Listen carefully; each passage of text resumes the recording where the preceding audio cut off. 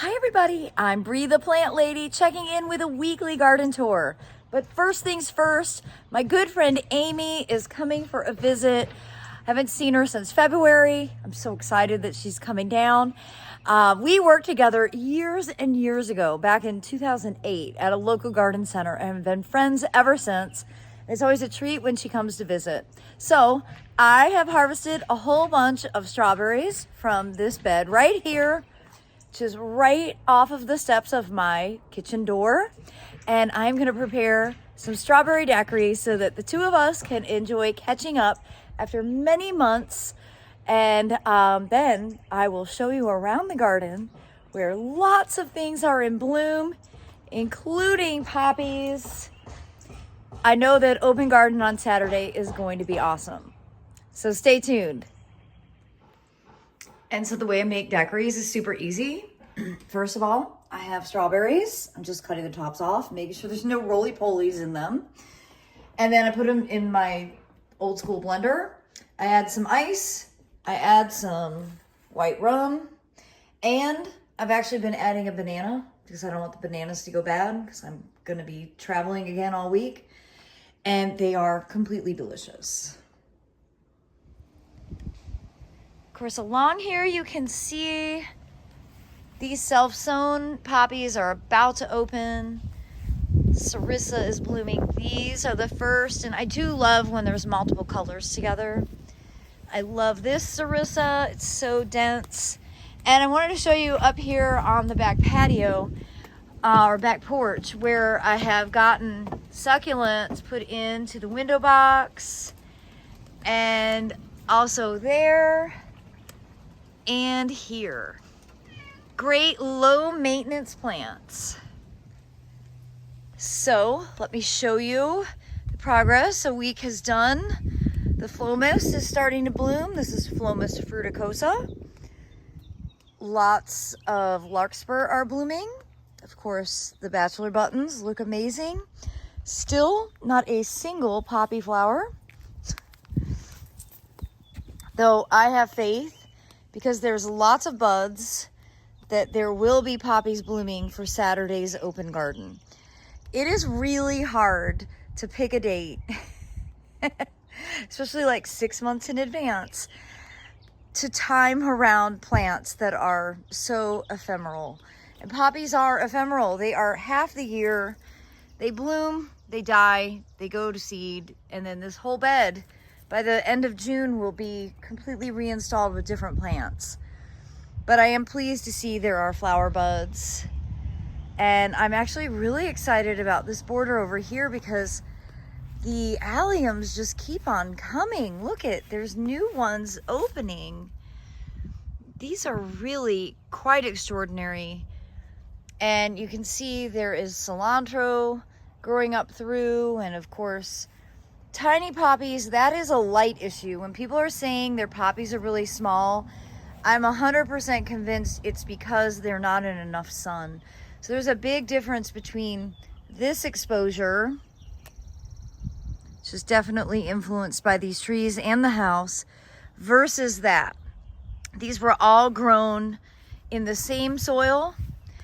They were sown at the same time. The only difference is the amount of light. So if you have really tiny poppies, I think that it is that they're getting too much shade in the spring. Remember, when you're sowing these things, it's deceiving because I always underestimate this bed. I always think in the fall, no, this is a lot of sun, and it's not. When all the leaves come out, this is actually more shade than sun. And I'm saying this as a reminder to myself, so in November, I stop wasting poppy seed in this space and focus it in areas that are going to be in real sun, because you're never going to get the show that you're expecting when it's in too much shade. And the same thing goes for the barley. It won't be my last year growing greens here, but I definitely need to reevaluate the pruning of these trees.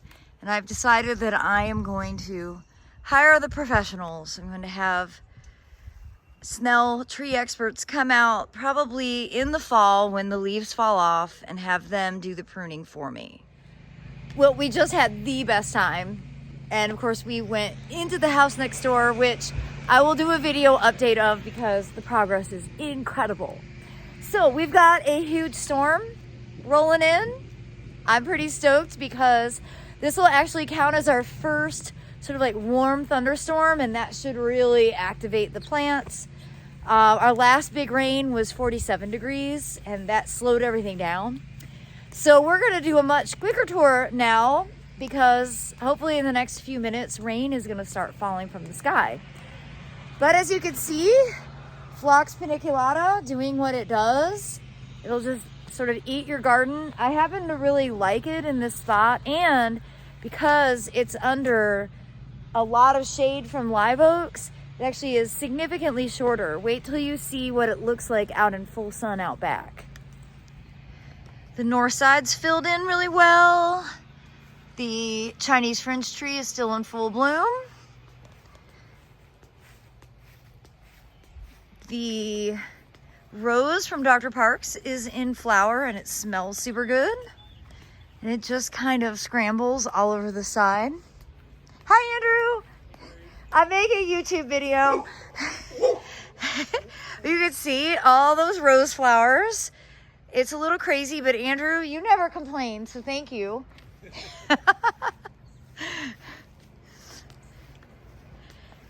And there's still a few flowers left on Jack's camellia.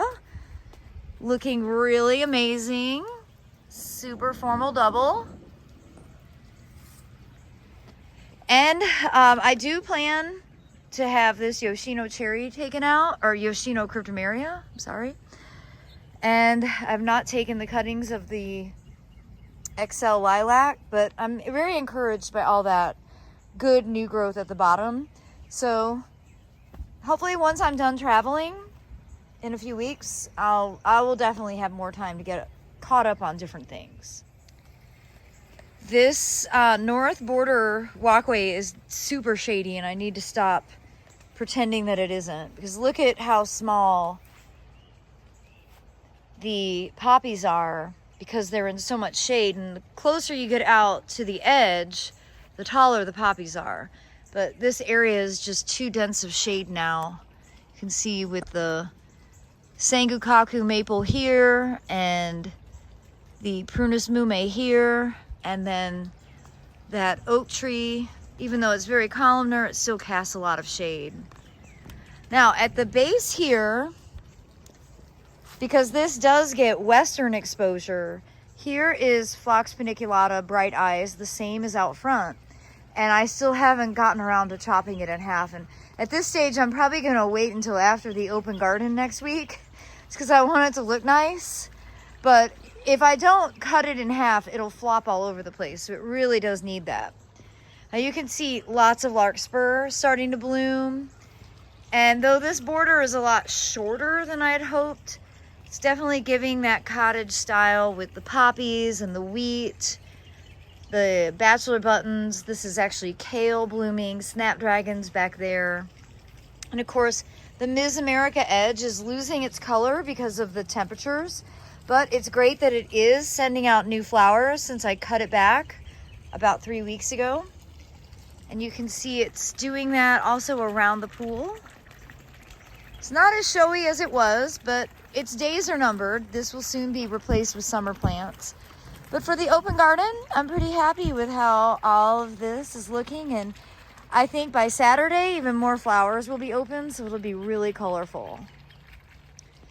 Now you can see the powder blue blueberries have an enormous fruit set all the way across. There's only 3 plants left. I started with 6.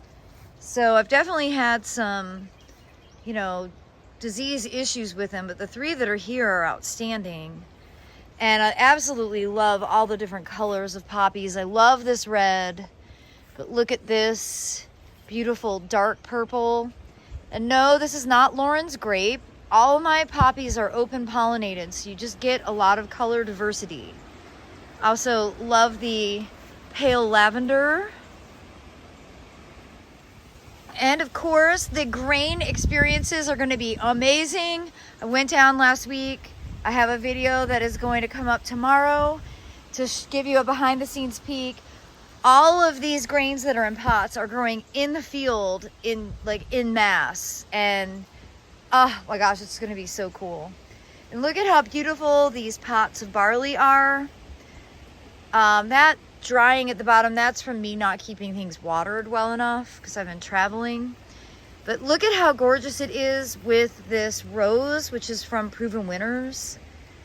And that rose is growing in a pot right there with some dianthus and direct seeded lettuce. Same thing over here. You can see the lettuce here is starting to go to seed. I'm letting that bolt so that I can get seed from it. Of course, this barley pot and all of this mustard going to seed. The birds are starting to land here and pick at the seed pods, which is pretty cool. Well, you can totally see that a storm is brewing, and I do hope it doesn't blow over us. I'm trying to stay outside and kind of tease it, make sure that it actually does rain. David's back there burning some stuff in his little man cave area. And over to this border, you can see that some of the nigella are starting to bloom back in there. So that is exciting. Of course, all of this kale has bolted and birds have been eating on this. It's really nice. I can see it from my kitchen window. And not a lot in flower in this border yet, but I'm encouraged by seeing some larkspur. So hopefully by next weekend, it'll be more colorful.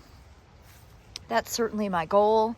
Of course, this carrot is incredible. It's a self-sown carrot in the pathway. But I mean, look at how beautiful the carrot flowers are. It's such a great reason to grow them, and then I'll get tons of seeds so I can grow out more carrots. The carrots at Chris and Prudy's house are off the charts. So I'm gonna do another video just from their garden to show you how everything looks. I was just hanging out over there. Probably the most amazing but worst smelling flower in the garden right now is off of the Styrax japonicus, which looks especially moody with that sky. A really extraordinary bloomer, and I've been debating, because it's placed really dumbly here next to a pseudolarix, if I should cut the tall stalks off and grow it more shrub-like. What I haven't really decided, and I apparently don't love to prune trees. I guess that's really what it boils down to. But I couldn't cut it. I knew it was gonna bloom, and look at all those flowers. It's so extraordinary. So as we walk on this outside edge, you know, this is the next door backyard, there's not a lot blooming yet, and I'm really disappointed. But you know, none of this was sown until January. The things that are blooming were self-sown. You can see they're significantly taller. So I don't know, maybe this warm thunderstorm will activate stuff, but it might be that the prime week for poppies is actually gonna be the week after open garden when I am out of town. So yeah, therein lies the challenge of being a gardener and also balancing travel. All right, well, it's getting super windy. I hope that all of these plants that will be for sale at the open garden get some good thunderstorm rain. And I just wanted to show you the newest addition. Our good friend Dennis Niemeyer actually brought wood from his property in Saluda, North Carolina, to Rescued Wood Rehab in Fuquay, where I've been buying stuff for the next door house. And they built this awesome bench. And so it's just so amazing to have a piece of Dennis's property right here in the front garden. And I hope that you will be able to visit and get a selfie right here from this awesome bench. And I thank you all so much for watching.